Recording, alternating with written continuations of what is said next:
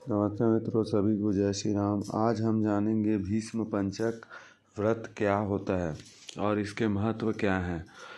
पुत्र प्राप्ति देने वाले भीष्म पंचक व्रत के महत्व को भी जानना जरूरी है। भीष्म पंचक व्रत का हिंदू धर्म में बड़ा ही महत्व है। पुराणों तथा हिंदू धर्म ग्रंथ में कार्तिक मास में भीष्म पंचक व्रत का विशेष महत्व कहा गया है। इस साल यह व्रत 4 नवंबर 2022 से 8 नवंबर 2022 तक रहेगा।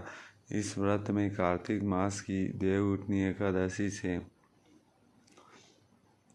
कार्तिक माह की देव पूर्णिमा तक व्रती को अन्न का त्याग करना होगा एवं फल एवं दूध पर रहना होगा और 5 दिन तक भीष्म पितामह का अर्घ्य देना होगा।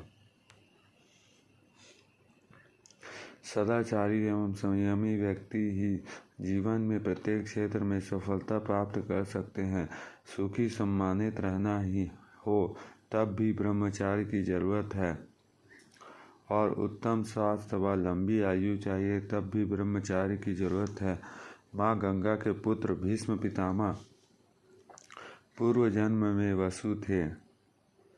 अपने पिता की इच्छा पूर्ति के लिए अजन्म अखंड ब्रह्मचारी व्रत का पालन में दृढ़ संकल्प करने के कारण पिता की तरफ से उनको इच्छा मृत्यु का वरदान मिला था। कार्तिक शुक्ल एकादशी से पूनम तक का व्रत भीष्म पंचक व्रत कहलाता है।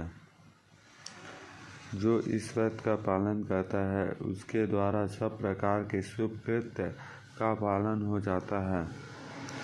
यह महापुण्यमय व्रत महापातकों का नाश करने वाला निसंतान व्यक्ति पत्नी सहित इस प्रकार का व्रत करे तो संतान की प्राप्ति होती है। भीष्म पंचक व्रत कथा। कार्तिक एकादशी के दिन बाणों की सैया पर पड़े हुए भीष्म जी ने जल की याचना की थी। तब अर्जुन ने संकल्प कर भूमि पर बाण मारा तो गंगा जी की धारा निकली और भीष्म जी के मुंह में आई। उनकी प्यास मिटी और तन मन प्राण संतुष्ट हुए। इसलिए इस दिन को भगवान श्री कृष्ण ने पर्व के रूप में घोषित करते हुए कहा था कि आज से लेकर पूर्णिमा तक जो अर्घ्य दान से भीष्म को तृप्त करेगा और इस भीष्म पंचक व्रत का पालन करेगा उस पर मेरी सहज प्रसन्नता होगी। इसी संदर्भ में एक और कथा है।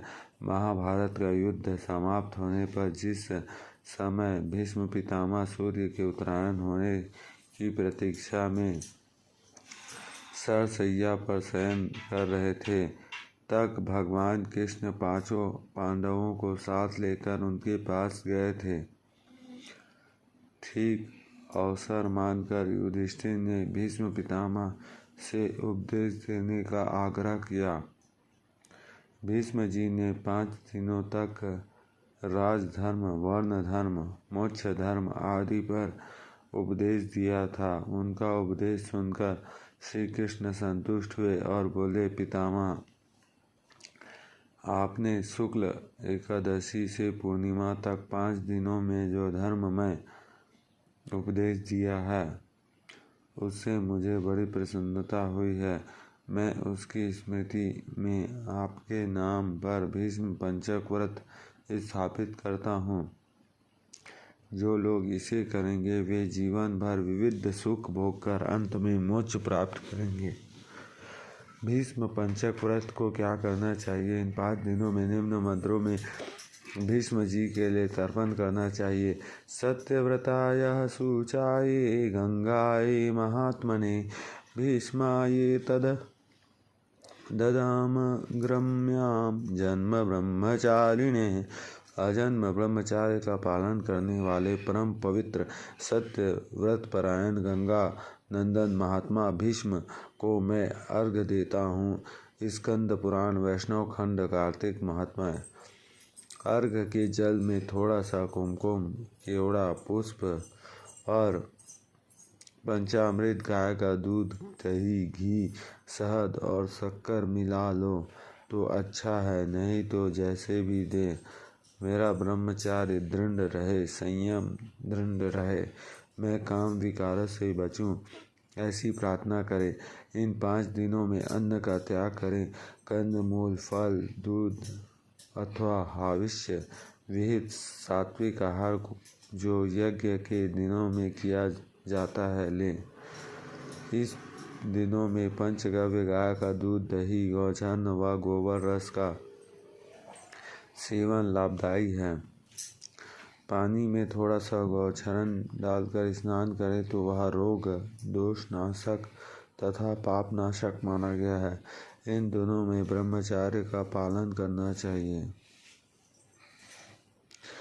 जो नीचे लिखे मंत्रों में भीष्म के लिए अर्घ दान करता है वह मोक्ष का भागी होता है। व्याघ्र गोत्रायः संस्कृत प्रवारया च अपुत्रायः ददम्यात् दादुक भीष्मक व्रणे वशुनामतरायः शान्तरोत्तात्मजयः च अर्घायः ददामि भीष्मायः अजन्म ब्रह्मचारिणः। जिनका व्याघ्र पद, गोत्र और साकृत प्रवर है, उन पुत्र रहित भीष्म वर्मा को मैं यह जल देता हूँ। वासुओं के अवतार शांतनु के पुत्र अजन्म ब्रह्मचारी भीष्म को मैं अर्घ देता हूँ।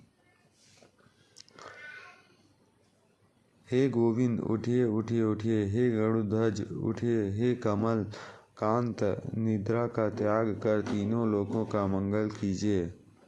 संभार संत सिंहासन बापूजी द्वारा प्रकाशित ऋषि प्रसाद पत्रिका। जय श्री राम।